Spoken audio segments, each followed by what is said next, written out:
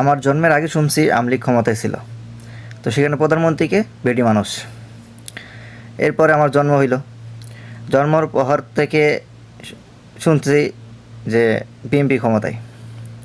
তো তখন তো আমি ছোটো, কিছু বুঝতাম না, মানে কোলের মধ্যে যখন একটু বুঝতে পারলাম, মানে বোঝা শিখলাম, একটু বড় হইলাম, তখন শুনি যে বিএনপি হাওয়া ভবন নামে একটা ঘর তৈরি করছে, ভবন তৈরি করছে। তো ওখানে কী হইতো, ওখানে কিছু দরবেশ থাকতো, তো ওই দরবেশরা আপনার ইয়ে করতো, একটু ঝাড়ফুঁক করে দিত, ঠিক আছে।